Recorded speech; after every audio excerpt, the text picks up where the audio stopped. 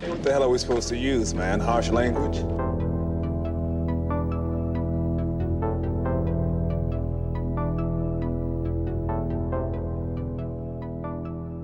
Welcome back, gentlemen. Hey, miss you guys. How are we doing? Another month. Time's progressing like fucking Interstellar. I've been real busy. It's on me, folks. It's on me. My bad. I keep having to cancel episodes and recordings. Had a lot going on in the month of May, but it used to be a lot easier to reschedule, but it's a little harder now. Yeah, that's all right. It's all good. This is episode 134. We're catching up with our watch list. We're at Mickey 17, the latest from Bong Joon-ho. I was excited to watch this one, so we got that later on in the show. Got a lot of news to talk about. Gonna be a packed one. But what have you guys been up to? Not much. Just watching stuff. As far as watching stuff goes, I did watch some anime stuff and watching a little bit, so that's fun. Okay. Animes are just so easy to watch. That's why I enjoy watching them. Are they? 20-minute episodes. Yeah, 20-minute episodes.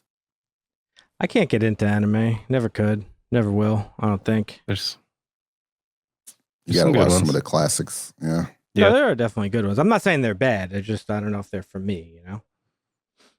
How about you, Dusty? What you been up to? You watching anything good these days? Finished Mobland. That was an interesting one, watching Helen Mirren go from Harrison Ford's wife in 1923 to Pierce Brosnan's wife in Mobland. She's a lunatic, a psychopath in the show, but it's good. Nice. It was a good show, yeah. Heard it was good. Heard good things about it. I haven't really watched much of anything. Like I said, I've been busy. A new episode of Resident Alien dropped. So did it actually? That's I'm gonna check that out. See if it's. I'm pretty sure new season. You're caught up, right? You're slacking. Yes, I know. I'm slacking hard, but I did finish the studio. So that was cool. Last episode was great. They wrapped it up pretty nicely. It was funny and chaotic.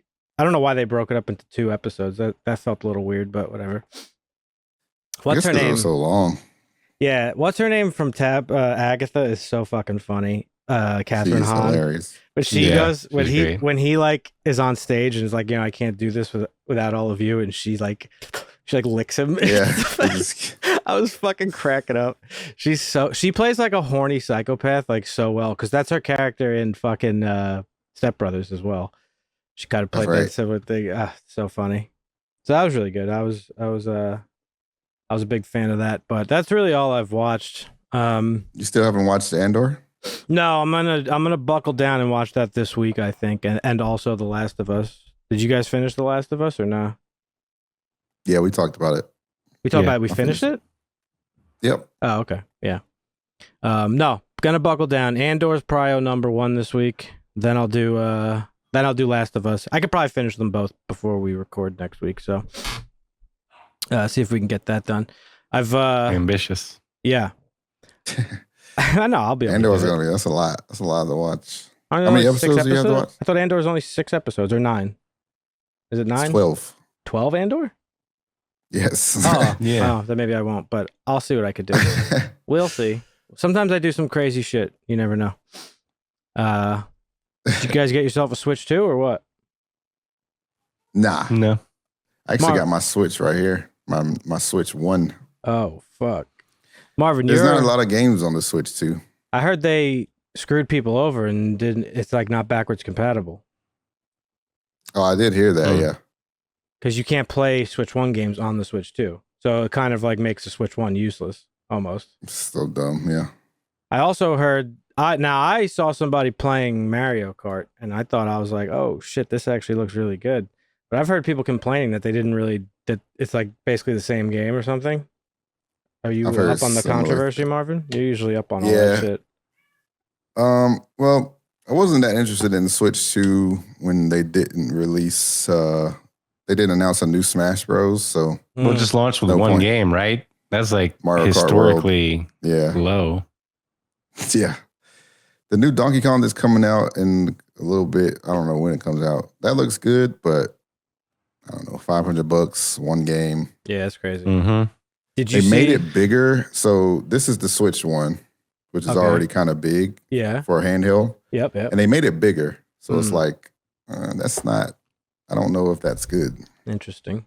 Did you see that Xbox announced their own handheld?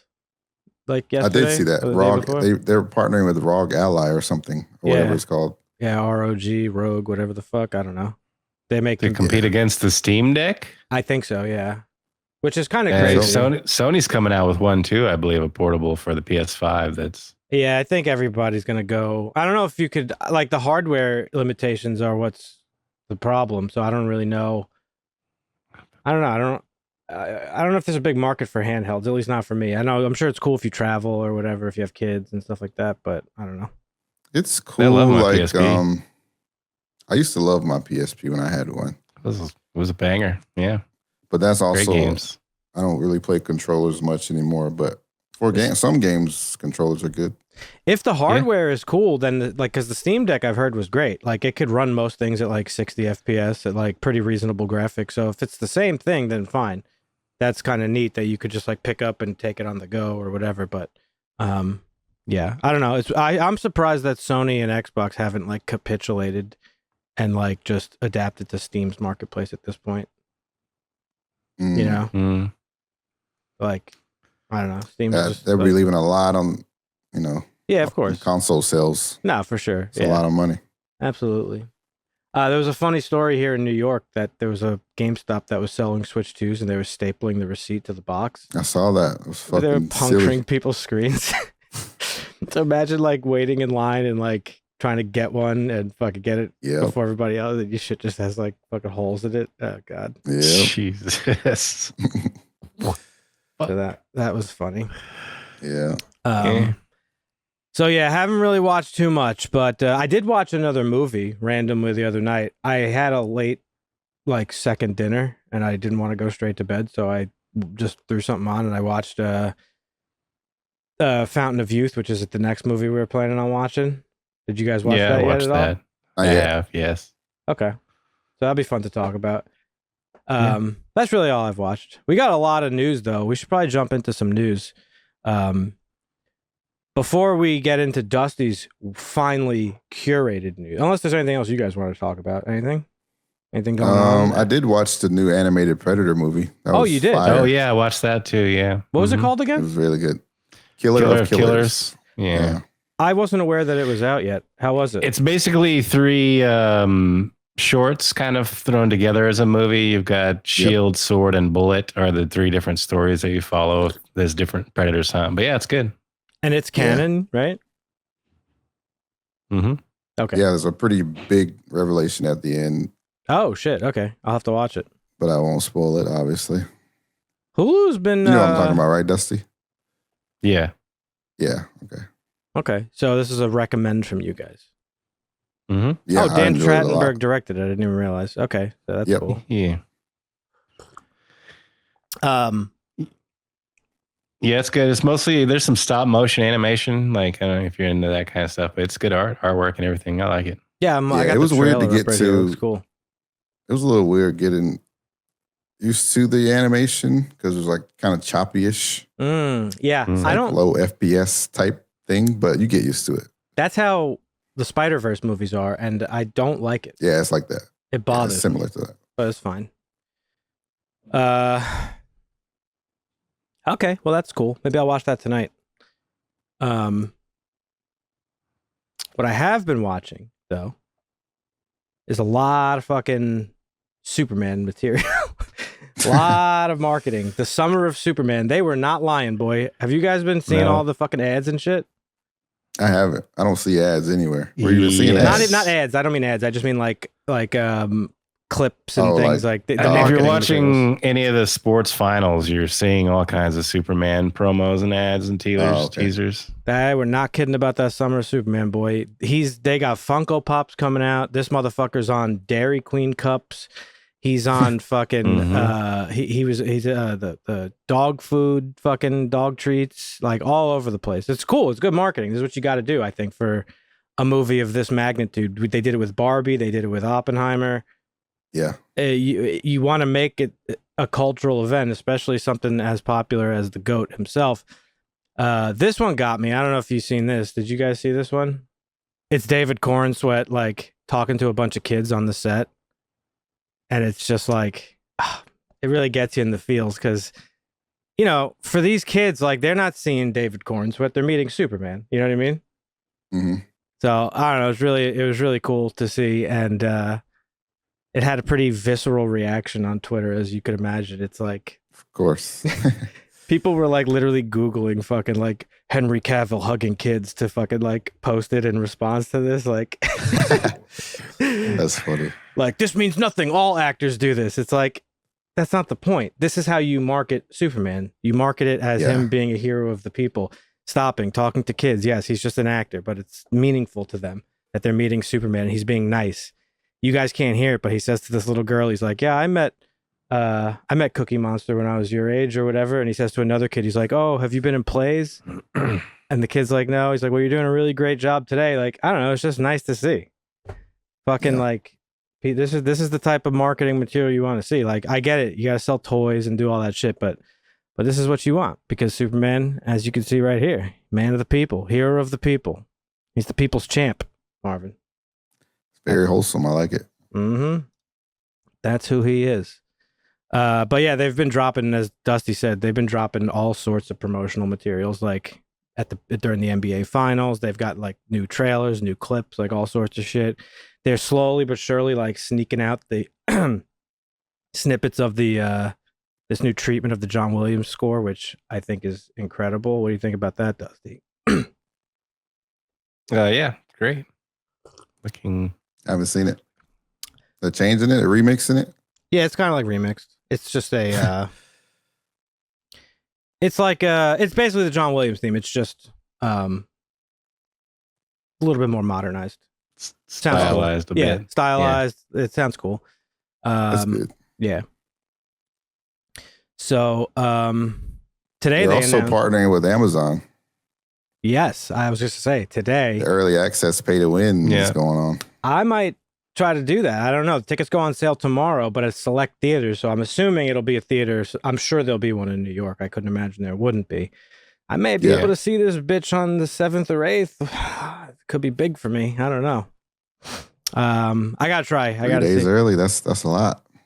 That's huge, especially when motherfuckers are gonna be talking spoilers and all sorts of shit on the internet. Like, that's the worst. It's gonna be even worse. Yeah. Yeah. Spoilers are gonna be worse with the early access. Like, I wanted to see it on day 1. I got to see it day 0. Like, I have no choice. Day -3. Yeah. But yeah, so a lot of Superman marketing. We're a month out. So, excuse me, all my fucking burping. I don't even think we've seen the tip of the iceberg. Like, I think they got a lot more in store, which is cool. He's gonna be in Fortnite. Like, the shit's there all over the place. It's crazy. Yeah. It's good.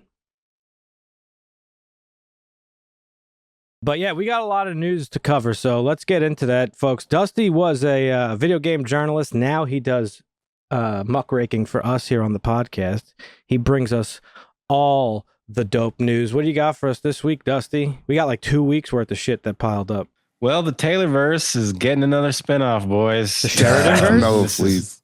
This is not Yellowstone, though. Okay, we got Nola King, Marvin. Nola King? Nola? Oh, Sources tell God. Deadline. This is written by David Erickson, who did Mayor of Kingstown. The lead character, Russell Lee Washington Jr., portrayed by none other than Samuel L. Jackson. No, I'm here who for likes Samuel anything. He comes from the crime world, and apparently he's going to cross paths with Dwight Manfredi's character, Sly Stallone, in season 3 of Tulsa King. So he's going to come through Tulsa, stir some shit up in a few episodes, and then go off to New Orleans to do the same thing in New Orleans that Sly did in Tulsa.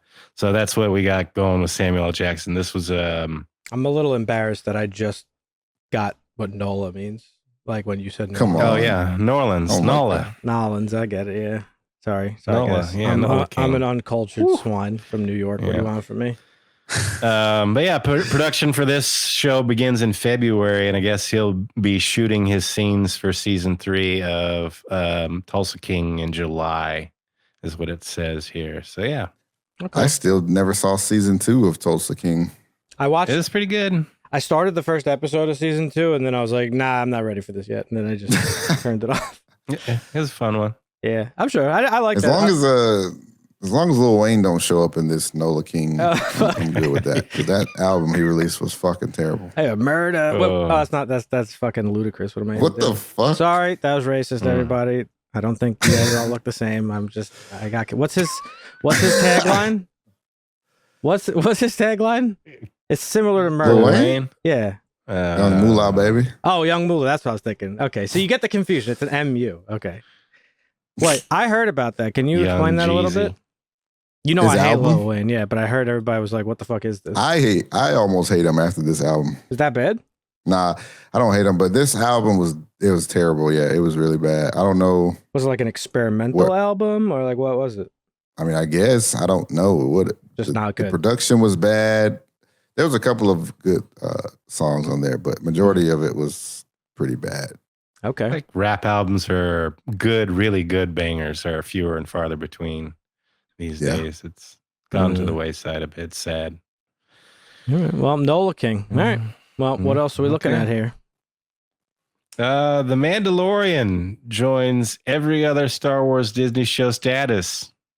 Not in development. Oh God! Wait, this was the movie, no? No.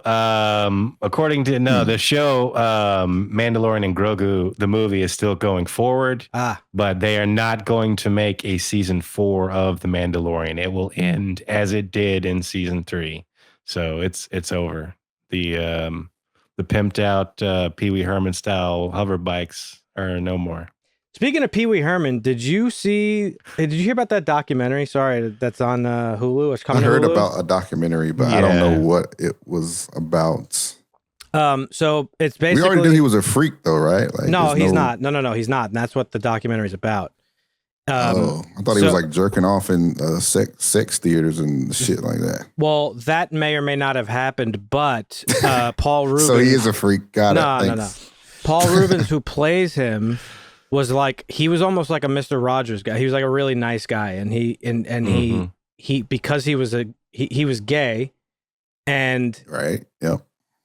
A lot of the criticisms against him were from that conservative era where like they just attacked gay people who were in the public eye. And so a lot of the stories that were about him in the press and stuff were like specifically trying to essentially villainize him for being a gay man. Yeah. So when I said may or may not, like that was a controversy that happened, but I don't even know if it's true or not, because they were basically just attacking him for just being a part of like gay culture and like going to like gay clubs and like doing shit. So, I don't know. Well, I feel like that was probably a pretty interesting part of gay culture back then. I mean, you don't have, Grindr or whatever it is that people use these days. You had to like go to a weird theater where there are possible other people who, I mean, hey, you can't put an ad out. Hey, want to meet a gay guy. Right. So like, so it was kind of like their, what do you call it? That was their way of, I get it. Of meeting people and, running in those types of circles, but not anything against what you said. Their speakeasy lounge of sorts, except it was more. Sure. But saying he's like a freak is not exactly, He's a freak. He's not a freak in a bad way. Jerking off in public. He's a freak. So I don't know if that's the case, but I want to watch this documentary. It looks really good. I loved the Pee Wee Herman. I loved the Pee Wee's Playhouse growing up. And like he was just like a nice dude, and like also wanted to like be nice to children, like the way like Mr. Rogers did, and like had similar messaging and stuff like that. He taught kids like it's okay to be weird and it's like okay to be yourself and like in whatever way you present yourself. And he did it in a time when like. And people are still hostile to that mentality, but he did it at a time where it was particularly even more hostile. But it's called Pee Wee as Himself, and the documentary was actually filmed while he was dying of cancer, and he didn't tell the documentarians that he was actually dying. So it's like supposed to be like a really like intense and heartfelt documentary. So I'm looking forward to watching this. Sorry to go off on a Pee Wee tangent, but That's yeah. all right. So Yeah. so we're not getting a season 4 like officially, or it's just not being developed currently. They viewed the Mando and Grogu franchise as a theatrical thing, so they're just done with the shows. They're in their way of cutting back. But all these shows, the only one that's we are going to get a next season of is Ahsoka, which is also going to suck because George Raymond Stevenson died. So that storyline is not going to go anywhere. So they had to change all that up. They're not just going to recast him? I don't know. They might. I don't know. They might. They could, I guess. All right. I mean, this is cool, though. This is a good sign because maybe they're doing like the Marvel route where they're deciding, hey, less is more. Let's take a step back from Disney Plus a little bit and start focusing on like quality stuff instead of just all the stuff, you know?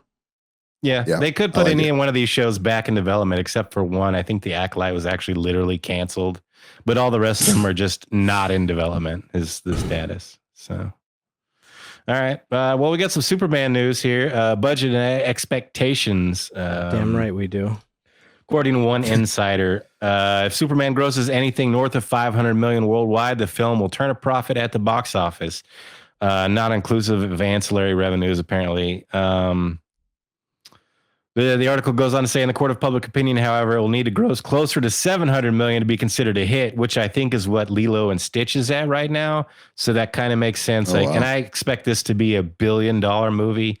So yeah, it's got a $225 million budget. Humberto Gonzalez was the expert on this.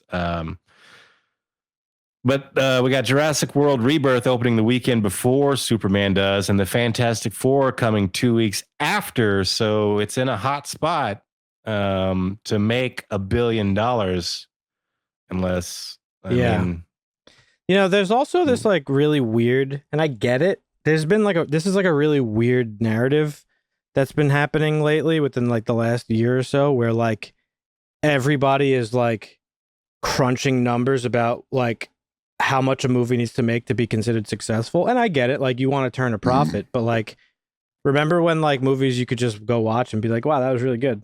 And like, there wasn't a really like, why do we give a fuck about the financial success of it? I just want to see a good movie. That's not my concern. My concern is, do I enjoy the thing?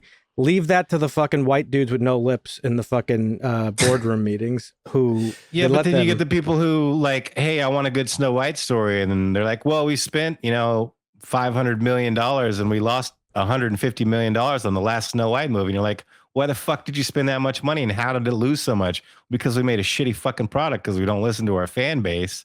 Like, the argument can go both ways. There's reasons to complain about this shit sometimes, but yeah, I get what you're saying. Like, it's really most of it. Like, if it's not $1 billion movie, Superman is not going to be a good movie is a stupid argument, but yes, certainly rating how much waste or not they spend, which goes into like Jeremy Renner was talking about. This is not necessarily in the news, but I saw this. He was talking about Hawkeye season 2. And it was like, yeah, they offered me half the money. And that goes into this whole, well, Marvel, they were able to spend and blow all this money. And like, hey, we're trying to cut back. We're trying to make this profitable so we can keep doing this. There's a reason that they cut back on your money. But all these artists get fat on the trough of what these guys were dumping out. And they're like, wait, you want to pay me less than half? Like, so, I mean, you know what I'm saying? You can still make a good show without spending all that fucking money, but these artists are used to getting paid it, so it's a problem. Yeah. I saw this piece of information here that I actually bookmarked. I'm surprised you didn't pull this for... I don't know what the fuck just happened there. It's a similar Deadline reporting that there's major layoffs that are going on at Walt Disney Company. Apparently, several hundred employees are impacted globally. Deadline mentions that the bulk of them are across divisions of Disney Entertainment, including marketing for both film and television, as well as television publicity. Also affected are Disney's corporate financial operations. Well, why am I bringing that up? Because somebody replied to it. This is actually why I bookmarked it, and it's pertinent to the story. He's like, hear me out. Stop paying CEOs $50 million a year. Stop making $300 million movies. Take that $300 million and make one $100 million blockbuster, two $50 million mid-range thrillers, two $25 million prestige dramas, three $10 million horror, and four $5 million let's get weird risks. But he has a point though. Yeah. Yeah. Instead of spending $400 million on a movie and then being like, all right, let's let it cook and see what happens. Just like All your eggs in one basket. yeah, like make a variety of movies that used to exist and then make money because you have a variety of different things. It's like It's investment. the gamble greed though. Yeah, if you can spend $400 million on a movie and make $1 billion, you're Of feeling course. good about that. Yeah, but you don't have to spend But when it flops, though, when Exactly. you do it for a movie every month, and you know 11 of those 12 movies fucking suck and nobody watches them. But you got a also, problem. you don't have to spend $300 million to make $1 billion. You could make $1 billion on a lower budget movie. It just has to be a really good one, right?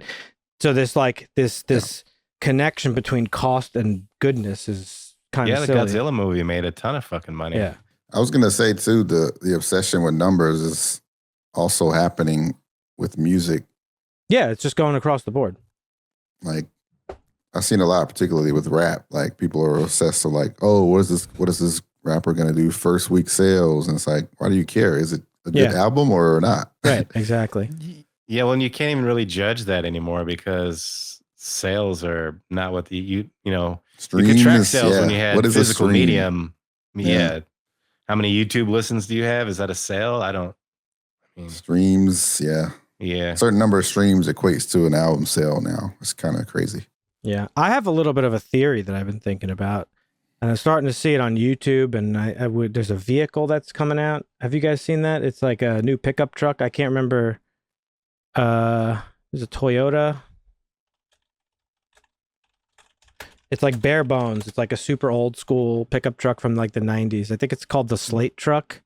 Yeah, that's the Jeff Bezos truck. I was talking to somebody about the other day. Slate, man. Yeah, it's a Detroit auto company that's making they're like 3D printing all the panels, and you can customize it however you want, like a little Bronco, closed Bronco, open back truck. It's got manual windows. It's got fucking it's $20,000 after all the rebates, just bare bones, or you can customize it however you want. And it's like the range on this thing though. I don't know, but it's like back to standard 150 miles or something. It's back to like old school living. It's got fucking roll up windows, like an analog radio. Like it's just and no Bluetooth. Well, it doesn't even have any. Like it's got roll up windows, or you can get electric windows, but it doesn't have any infotainment center like where you have to use Android Auto or iPhone Auto or whatever. It just you use a tablet and you use whatever apps you want to use on. So if you're an iOS user, you just use an iPhone or an iTablet or whatever the fuck. And if you're an Android user, you just use your own phone and your own apps. There's no automobile mode. This has your name written all over it, Dusty. Mm-hmm. Yeah, I'm interested in them. I might even get this. Like you can if you reserve, it's like $50 to reserve, and then they'll start test driving next year. Like it looks sick. It's cheap, so they're a little ways off. It's very cheap. Like I don't give a fuck what I drive anymore. Like I used to care, but not anymore. Fuck that. But what the reason I'm bringing this up is I feel like across all industries we're starting to see a mindset from consumers about like going back to the good old days. I think maybe we're starting to get, dare I say, technology fatigue. I think we're starting to see it. It's too much. I think it's consumerism fatigue because we went from that's part of a market where we started buying things that we needed, and then people tried to figure out how to manufacture those things cheaper, and they didn't last as long. So we had to buy them over and over and over. And then it just became this like, let's fucking profit off of this cheap shit from fucking China instead of like making something that we need that works, that will last for a long time. Yeah. There's a Reddit called Buy It for Life where people, like suggest like, hey, you should actually buy this and it will last a long fucking time instead of, it's this, what is it called? Planned obsolescence or whatever, like where. Yeah. Like, how many iPhones your come out phone each is only year? going to last. Yeah, your phone's going to last 3 or 4 years or whatever, right? Like that's like a maybe people are sick of that shit. 6 months for some people. Yeah. No, for sure. But so on the YouTube side of it, I told you guys for our channel, I've been subscribed on YouTube, by the way. I've I've spent a lot of time over the last bunch of months, like just fucking mainlining like information about YouTube and like strategies and like growth strategies and titling strategies and thumbnails, because that's the stuff you have to do to like succeed, and like going over analytics and see what works and why, and maybe like how to do more of that or do less of it, whatever.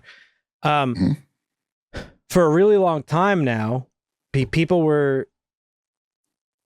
took this like style of editing from Mr. Beast, basically. It's called retention editing, and it's like very fast paced, like hyper energized, like quick cuts, like constantly in your face, like never a dull moment. No downtime. No downtime. And it's meant to keep the user like mentally engaged and like to stick on the video. Right. Well, because Mr. Beast is so successful and that was like his style, he kind of brought that to the fray. Everybody started doing that. That was the way to be successful. You see it across all niches too, like on the movie niche, like ours. And with the episode breakdowns, what do you see in thumbnails? It's all the fucking red circles with like an arrow and the this. And like, so once something becomes successful a couple of times, it becomes a trend. Well, the meta. Yeah. And so on YouTube, we're starting to see now a shift back to where YouTube started, which is just simple, not edited videos. There's one guy, he's like a gym guy. He posts like fitness content. His videos are literally just him with his phone camera. He doesn't edit them. His thumbnails are literal fucking like generated by YouTube. Yeah. Oh, okay. Yeah. The ones that YouTube suggests, like that are stills of the video. It's like choose one still. And he has like millions of subscribers because people, I think, are starting to go back to that. And I think we're starting to just see it in all different aspects of life. I think there's a technology fatigue. There's a theory about this too. I forget exactly what it's called, but it's like eventually trends and stuff circle back on one another. In fashion, we're starting to see like 90s clothing become more popular again, like the baggy pants and like baggy shirts and shit. So I think we might start seeing it again with like movies and stuff and like the film industry. Like I feel like eventually people and I think maybe even there's going to be a demand soon then for like physical media again. Like I wouldn't be surprised if in a couple of years, like you could open up a brick and mortar like movie rental place and it'll be like semi-successful. Right. Vinyl's still popular. I don't know about movie mediums though. Vinyl's still popular, but there's a lot of movie lovers who like physical media. Yeah. It's just the convenience. It's just a matter of having the setup for it too, like. Yes, but the convenience of digital is what has blown digital up. But it's not convenient anymore because you have to have fucking 75 different streaming services that all cost $30 a month. For the base one is like, hey, if you want no ads, then you pay $50 a month. Like that's not convenient anymore. So once started as convenience is no longer convenience. You know what would be convenient? Walking up the block to your local Blockbuster and picking a movie to watch with your fucking family and a bag of pop. You know what I mean? So I don't know. We might see it. Might see it. I don't know. That'd be cool though. I would open up a Blockbuster. I used to love going to Blockbuster. All that would be cool. It's like I would love to be able to just go up the block or whatever, but a lot of people, myself included, we don't live in like walkable cities. It's like not a thing. Fair. Just in culture in general. So yeah, but you don't live in like the boonies, do you? No, I don't. But it's definitely not like a walkable city. Not walkable. You know what I mean? Yeah, I don't mean. I say walk because I just happen to have like a little like town down the block from my house. There's like stores and stuff. But like take a 10-minute drive to Blockbuster. Like you know what I mean? 10 minutes, yeah. 5 minutes. Like how far away is your like nearest like place like that? Stores probably like 10 minutes. Oh yeah, okay. An outlet center. Yeah. That's all I mean. So I don't know. Maybe we're starting to see a shift. We'll see. All right, what else you got? Well, here's an interesting one. Danny Elfman composing Sam Raimi's Send Help. This is billed as Raimi's first return to horror since 2009's Drag Me to Hell. It's a comedy, adventure, horror hybrid. That's his wheelhouse, baby. Going to feature a familiar friend. Because Danny Elfman used to work with Sam Raimi. Funny enough, he said he would never work with him again. So... they're back. Well, that's cool. He worked with him on Darkman, Simple Plan, and Spider-Man 1 and 2. He actually had a falling out in Spider-Man 2. And he said he was so miserable, he walked away vowing to never work with him. He also did Batman, Edward Scissorhands, and Nightmare Before Christmas for Tim Burton. So Danny Elfman has a very peculiar or interesting style, a noticeable style, I guess. I mean, he's in that John Williams category almost. Oh, Danny Elfman is for sure in the pantheon of fantastic film composers. Yeah, 100%. So I was kind of like perplexed and excited when I heard this because I knew, like, I asked my buddy, I was like, did you hear? Because he kind of knows Sam because we worked in the film industry. I was like, did you? I was like, I thought those guys hate each other. He's like, yeah, I don't know. I mean, the Spider-Man movies, those Sam Raimi Spider-Man movies, aside from the third one, like, they're up there. They arguably helped kickstart the MCU in that, like, if those movies weren't popular, you probably would never have plans for an MCU, right? Like, they showed that comic book movies could be popular. They were comic book movies that didn't take themselves too seriously. They were like pretty true to the comic books, which was unique back then. And the score is pretty iconic. But Danny Elfman made one of the most iconic scores of all time, which is Batman. So iconic, in fact, that when the animated series came out, they fucking used it. They used like a different treatment of it. It's the same. No, it's the same theme. They just added on to it. Like, that's one of the most famous movie scores of all time. Yeah. So Elfman's up there. Yep. All right. So yeah, it's Send Help stars Rachel McAdams, Dylan O'Brien, and Dennis Haysbert. Comes out January 30th, 2026. Nice. I'm really looking forward to this movie. Oh yeah, he's getting back to his roots. Yeah. All right. This just came out today. Warner Brothers Discovery released a statement. They are splitting the company up. Yeah. Into two. They just merge?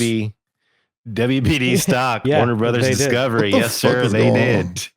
Warner Brothers Discovery is now at $9.53 a share. It shows right here.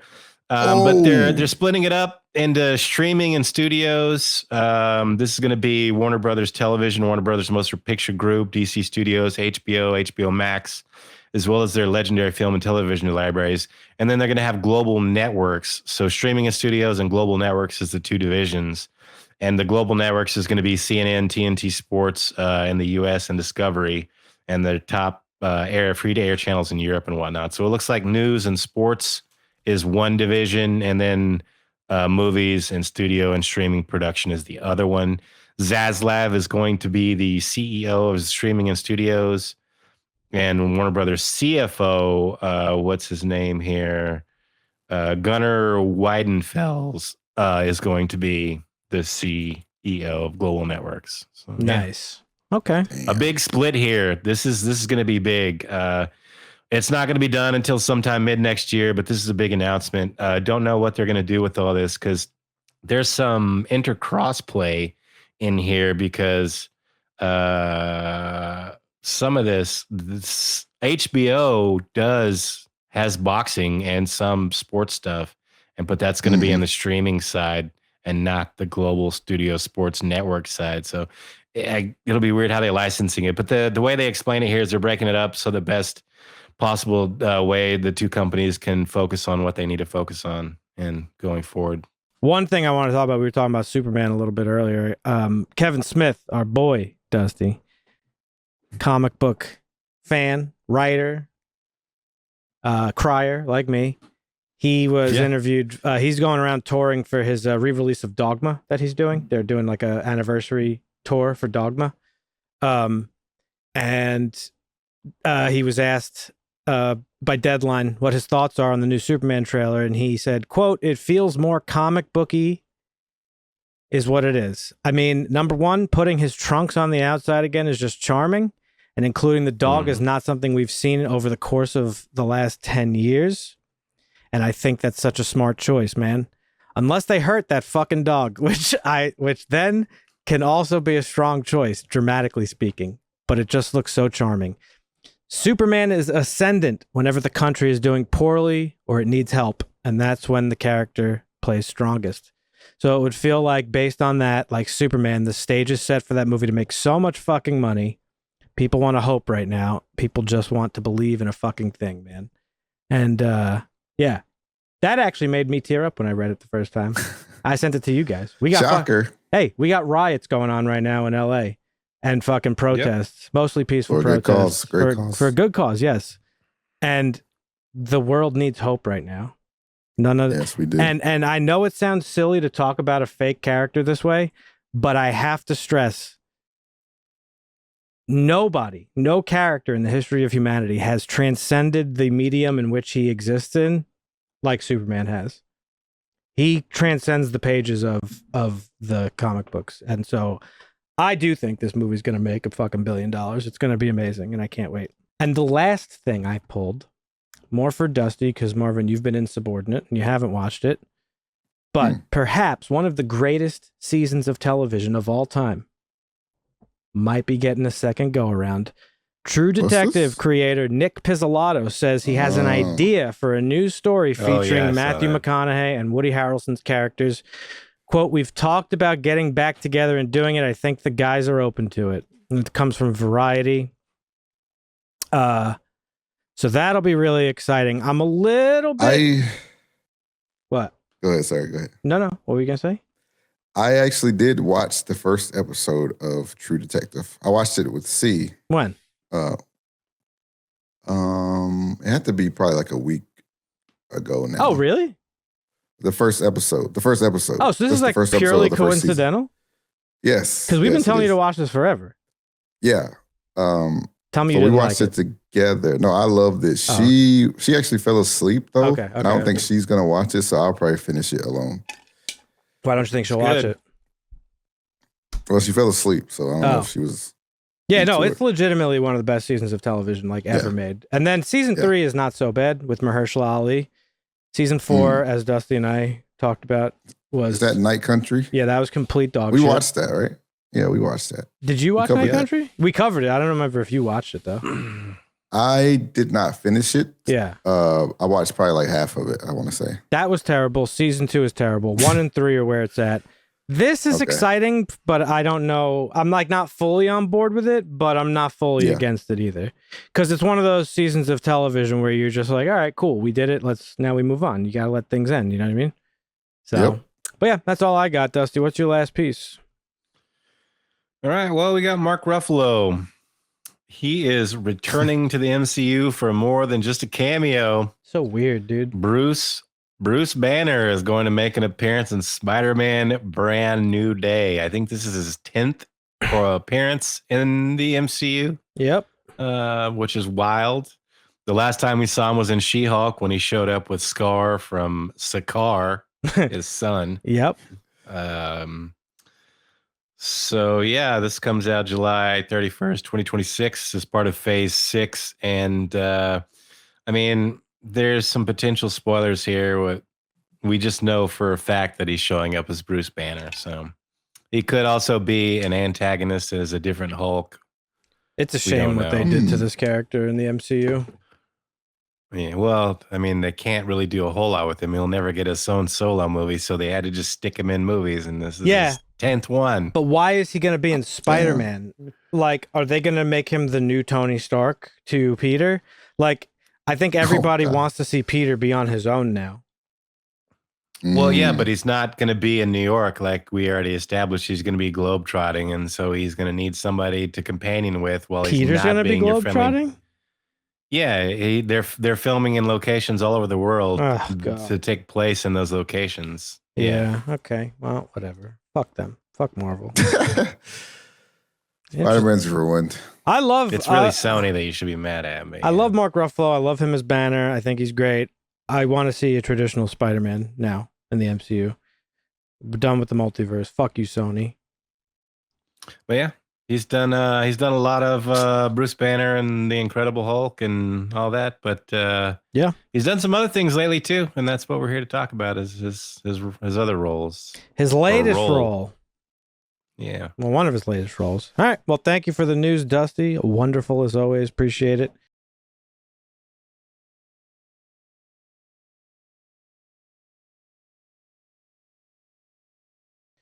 Let's get into today's review, and that is of the latest from Bong Joon-ho, Mickey 17. So if there's one thing that you can expect from Bong Joon-ho, it is that his movies are going to be a scathing social or political commentary, or cultural for that matter. Parasite was one and blew up. But there's some mixed reviews for this one here, Mickey 17, and some of the reviews that I've seen seem to have a problem with the fact that it's, quote, too political. Personally, I don't think a movie can be too political. I think if art is doing anything correctly, it is a commentary on our real life, socially, culturally, politically, and all that good stuff. So let's take a look at Mickey 17 and see what we think. This is about a gentleman by the name of Mickey who gets into some hot water with a loan shark who will fucking cut your limbs off in pleasure and watch. And to escape the loan shark's clutches, he signs up for a planetary expedition to... This takes place in 2050, by the way. And he signs up for a colonizing expedition to colonize this ice planet led by a deranged billionaire, not similar to any deranged billionaires in real life. And... the specific job that he applies for is called an expendable, where they have your genetic makeup and your memories backed up in storage on an actual brick, a storage brick, which is pretty funny. Yeah.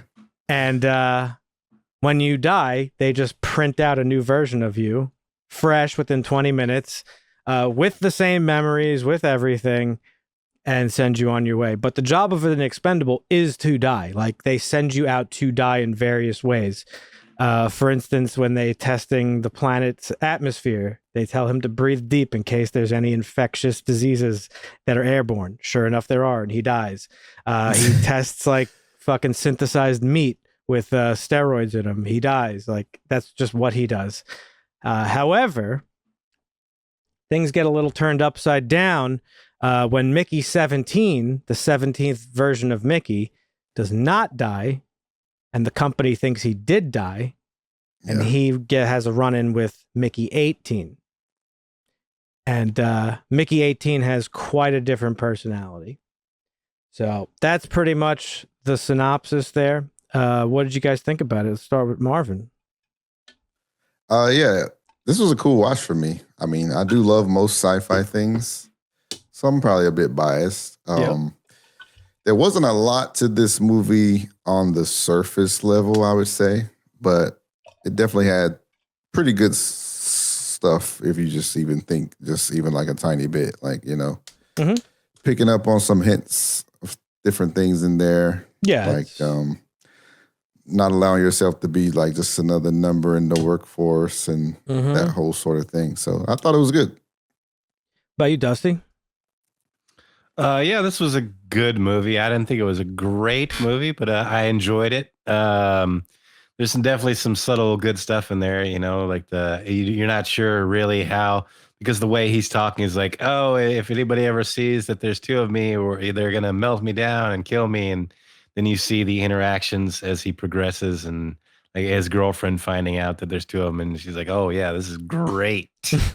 Yeah. And everybody else that starts finding out, it's you tell a story that this is how it's going to happen, and then you see that and it doesn't happen. It's cool storytelling. So I liked it. Yeah, it's good. Nice. Yeah, I also enjoyed it. I don't think it's one of his best movies. He seems to be... I have a weird relationship with Bong Joon-ho now because, we made Marvin watch recently Memories of Murder, which is one of the best movies ever made. Oh, yeah. And I love all his movies, but I think Parasite was the movie that really like released him onto like the American culture. Yeah. Like he transcended that like foreign film guy. And now I think everybody's looking for a movie like Parasite. And this as a follow-up is like, not a follow-up. He's had movies before this one, in between the two. Oh no, but this is his first movie since Parasite. So yeah, I was right. So yeah, this is like, I think as a follow-up, people were probably expecting like, oh, like Parasite was a banger. Parasite made a lot of noise, won the Oscars that year and all this stuff. Yeah. And I think it was a different vibe. It's a very for sure. different vibe. Yeah, it's a This very is different more funny. Like, yeah, it's not as serious as Memories of Murder No. or Parasite. But it's got some good stuff in there. It's got some deep stuff. Yeah, and it still does what he does best, which is that social commentary. So I think people just had maybe just a little bit of a misconception of what they were going to be getting with this. But this is Probably. Yeah, this movie is, like I said, a scathing review about like just capitalism and corporatism and the relationship between the working class and the 1%. The whole expendable thing was like really creeping me out when you start to compare it to how corporations treat most employees, like, you know, like signing away your rights to simply exist. Like, very similar to me to how like less fortunate people may sign up for the army just to get a check. Yeah. Which we talked about before. It's like, and there's some colonization stuff in there too with the alien planet, obviously. Which was a little wacky, but it was still because this movie is funny and told in like it's done in a comedic way. I loved how over the top comedic. I loved the casual nature and how expendable they actually are. There was crazy. One in the beginning when he's sort of giving you the exposition about like how he got here and what he's doing. There's the quote of like he's going, it's like, you're exposed to unthinkable levels of radiation right now, which is why we sent you out in the first place. We need you to tell us the exact moment when your skin starts to burn, when you can't breathe anymore. Insane. But yeah, there's a lot of deeper stuff to this movie, which is like, you know, like the reprinting and like the expendable status. You know, all the other Mickey iterations, they're obviously they're expendable beings in the movie society, but when they get reprinted and stuff, I don't know, I took it as like highlighting like the structure of our own society and how like you said, some lives are deemed less valuable and more easily disposable and stuff like that. Well, he's got the friend who stumbles his way in out of everything. You know, Stephen Yeun's character, they just never really got in trouble for anything and always had a way out. I love him. He's one of my favorite newer actors. Like, he's been great since The Walking Dead. Yeah, he's great. Yeah. I took the reprinting as kind of like when you're climbing up the corporate ladder, like, and you kind of lose a part of yourself every time you're reprinted. Just like every time you're like promoted or whatever, you might have to kind of ditch a little bit part of yourself to kind of just exist in this this weird corporate ladder, and like, you know, just put on the mask in a way to keep it going. Yeah. I used to work at Geico. I've said a lot about how I used to work there. It felt like you just feel like a drone. You walk through the cubicles, going to your desk in the morning, and it's like everybody's like, "Hi, thank you for calling Geico. My name is so." It's like you're just trained to say the same thing and do the same thing day in and day out. And I had always felt, and I've always said this, like if you the feeling of not being valued is like, it permeates that place and you know, just corporate jobs like it. The feeling that like if you died like in your chair, they would just like tilt the chair forward and you'd fall into like a pit, and then like another you would fall out of the ceiling. Like, I've made that joke before. Matter of fact, I should fucking sue Bong Joon-ho. This is my fucking idea. But yeah, no, that's like a real feeling you feel in corporate America, and like most jobs really. It's like you're just not a valued member of the team, and then you take that on a deeper level in society. Like, there are members of society that are just not valued members of society. We're seeing it now with like these protests in LA that are ramping up as we speak because of like these fascistic ICE raids, and like they're going after people indiscriminately because they're quote illegals or whatever they are without any due process. They're snatching up people that are like fucking citizens of the United States. Most of them have spoken out against Izzy. So like that's probably the real reason they're doing this. And it's just like and the worst part, like I expected this from our government, especially this particular administration, but if the comments are really what bothers me on videos, like the people that are going along with it. It reminds me of like back in the day after 9/11 when people were okay with the Patriot Act. I'm about to get Dusty all riled up. Like people handed away their fucking civil rights on a silver platter to be fucking like stalked essentially. Like, oh, we could raid your home and take you to jail just on the suspicion that you're a terrorist with no proof whatsoever. We just have to be suspicious. We just have to say we're suspicious based on nothing. And now we're seeing that being ramped up even further with this Palantir deal. Did you hear about that? Mm-hmm. That the government hired Palantir, Marvin, and Palantir is making a list of every American and like all our information and like all this shit. They're going to create a centralized database for every citizen of the United States. Yes, I think the libertarians must be real happy about that. Dusty's libertarian Facebook group is fucking on fire right now. No, it's fucked up though. Like that's like the fucking the algorithm in Silo. Mm-hmm. But like, guess what? All knowing fucking. Guess what? All the people that voted for this administration under the notion that he was going to take down the deep state, they're okay with. This isn't the deep state. Oh no, this is fine. This is fine. This is for our own good. And so I'm going off on a little bit of a political. What do you want to say, Dusty? You want to jump in? I was just gonna say most of these people are fucking idiots anyways. Nothing. They don't know what they're saying. They're just parroting things that have been parroted to other people. Right. But bringing it back to the film, there are people in our society that are expendable, and it's the working class. It is our immigrants, legal or illegal. Like people we talked about this when we talked about Sinners, like the fucking dumbassery of saying something like, we're taking our country back. Bitch, it's not your country. Like this country was built on the back of slaves and on the back of immigrants. Like, without immigrants, this country would crumble to the ground. Okay. So I thought this movie, like The Expendables, sort of represented that part of our society, the members of our own society that are also expendable. There's also themes of identity and consciousness throughout the movie. Obviously, each Mickey retains the memories of the previous Mickey, and it creates this sense of continuity. That it's like always the same Mickey, just in a different body.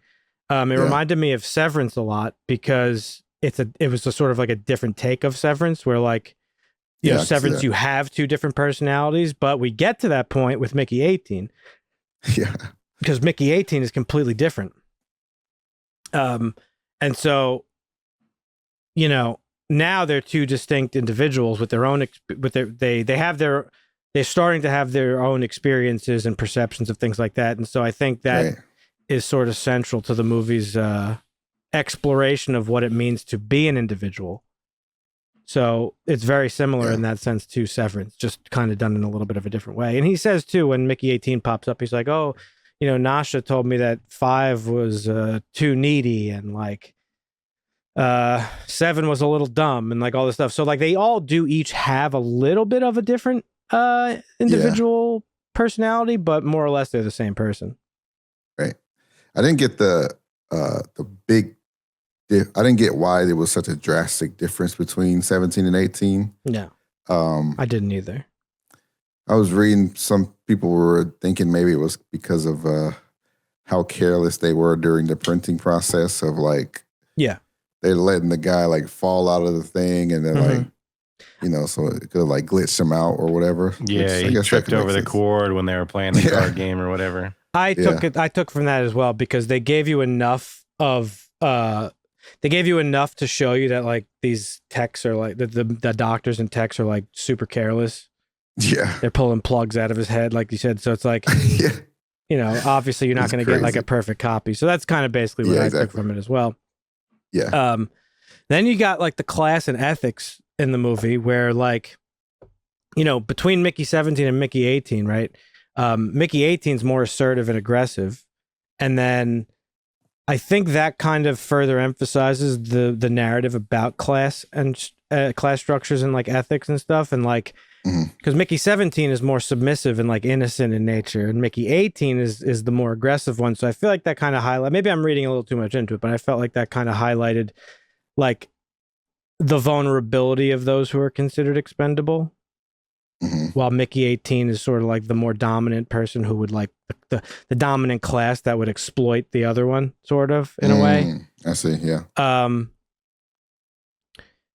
then, you know, obviously it's revealed in the movie that there's like the real plan for this colonization is to create like a white, like perfect race on another, you know what I mean? It's like untainted white colony. He wanted his own cult. He wanted pretty much, yeah. His death cult was, I will breed with all the beautiful women and everybody else is expendable. Yeah. So getting into the cast, it stars Robert Pattinson. We said Stephen Wynn was in it. Our girl from Blink Twice. Our girl from Blink Twice is in it. Mark Ruffalo. Need to see her more. She's fantastic. Naomi Ackie is her name, and yeah, she is great. Mark Ruffalo. I thought the cast was all really good. Yeah, they all played their parts well. Mark Ruffalo, Robert Pattinson specifically was very, very good, I thought.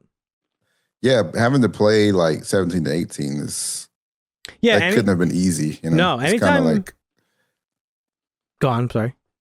No, you're good. I was just gonna say we've seen other scenarios like that where it's like two completely different, and you're playing into the same movie. Like, every time dual characters are being played by the same person, it's always like pretty impressive. And it was no different here. Like Severance, obviously, we've talked about a lot. Yeah, exactly. And all those people in Severance like are brilliant at that dual identity thing, especially the chick who plays Helly. Like she's like a totally different person as Helena. We just saw Michael B. Jordan do it in Sinners, and they Dark Matter does it. That's true. Well, they were pretty different too in Sinners. Yeah. So What are you saying, Dusty? Sorry. Dark Matter does it pretty well too. Where the guy, he makes the Schrodinger's box, and you can step inside, and then you take a drug, and you assume the superposition. With so you can go through doors of like a change in your reality where you made a different decision somewhere. So what's the guy's realities name? Of yourself. Joel Edgerton. I always think he's the guy that plays Hawkeye, but it's not him. Oh yeah, no. Like when I picture him, I always picture, that's fucking Hawkeye guy, but it's not. It's a completely different Jeremy guy. Renner. Yeah, Jeremy Renner. Yeah.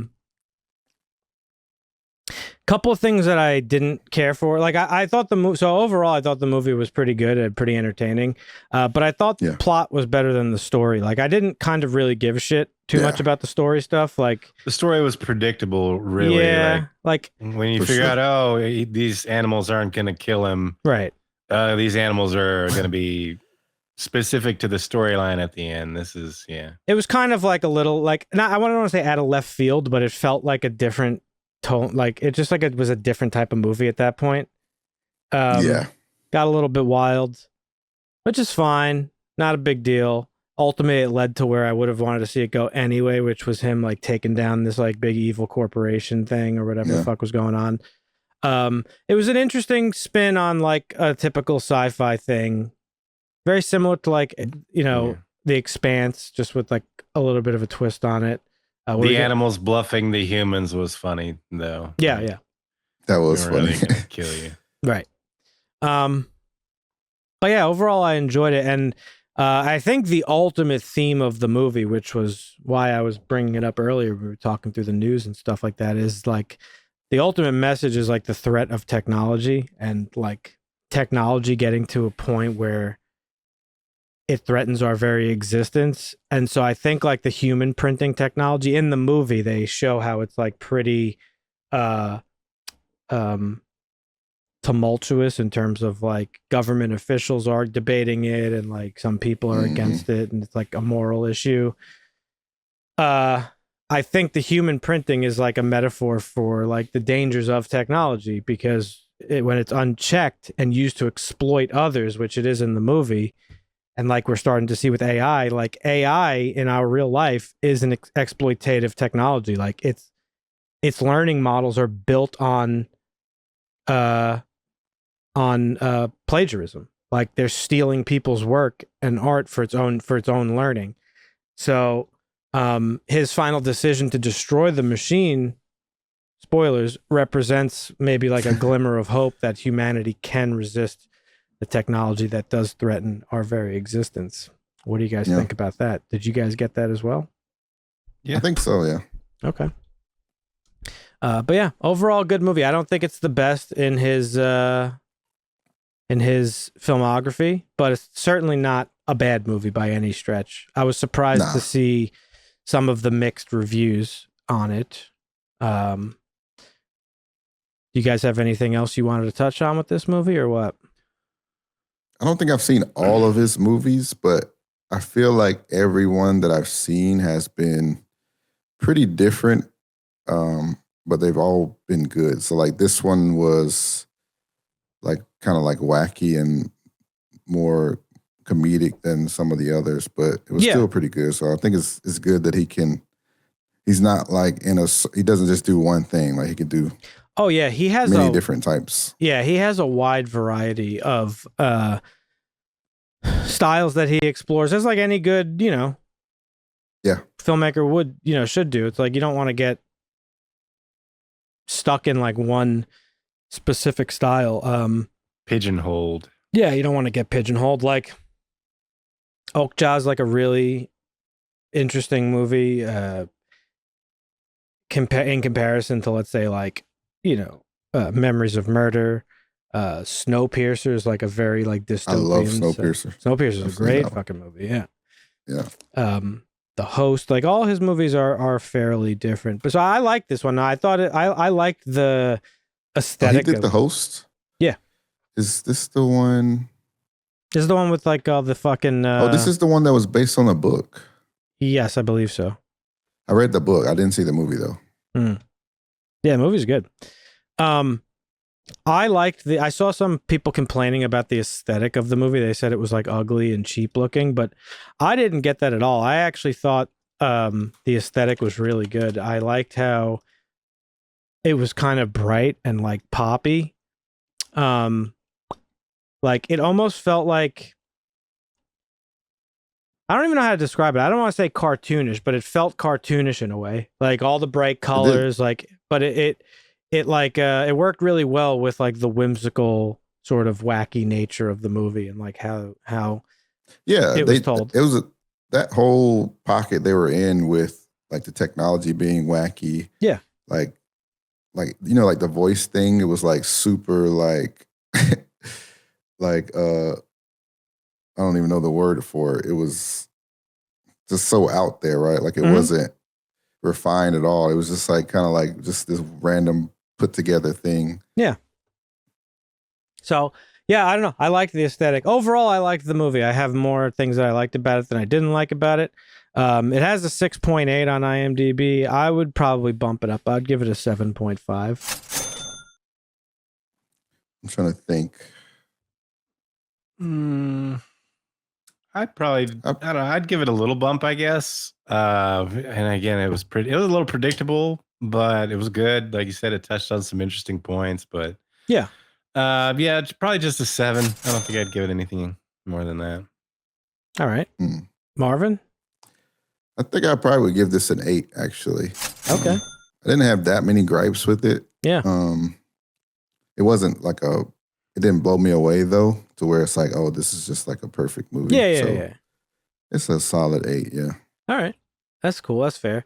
I don't, I saw some of the comments about the movie, like they got mad that it's like political.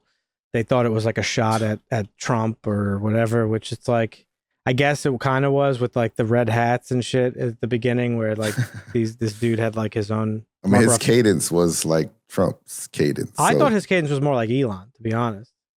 No. You don't think so? I definitely got more Trump, yeah. And even if it is... his tone, like, where it's like that, like... Yeah. Even if it isn't about like his... even if it isn't like a cheap shot at Trump, like... Art has always been a commentary on social, cultural, and political things. Like that's what art does. Right. So I don't get this current trend of people being like, oh, fuck that, it's political, it's just a political thing, it's the message, as your buddy fucking the drunk retard likes to say. The drunken critic, whatever the fuck his name was, his name? Critical drinker. Critical drinker. Yeah. Fucking that dude's a tool. But like I don't really get like the issue with it. Like I understand like if you're sick of political commentary because we're so inundated with it right now, I totally understand that. I also totally understand why you wouldn't like something that doesn't align with your own worldview. Totally get that too. But you could just not watch it. So it's like people watch this thing and then make a review and be like, it's fucking too political. It's like, I don't really understand all that. And I don't think art can be too political. I don't think that's a thing. I just, if art is doing its job, it is a commentary on life, you know? Yep. That's my thoughts on it. But yeah, so there's our thoughts on Mickey 17, folks. If you've seen it, let us know what you thought down below in the comments. If you have not seen it, this is one I would recommend. Check it out. Yeah, it's a good one. Good, entertaining movie. We do this every week, folks. So consider subscribing if you enjoyed the conversation here. You could check out our social media and stuff over on we have all of our links on our website, harshlanguage.tv. Specifically, we have our Discord link. That's right. We have a Discord. It's nothing special. We just post like links and stuff mostly stuff that we talk about on the shows anyway. But if you want a place to keep track of movie news and stuff, we post links there. And we also have our schedule so you can watch along with us each week.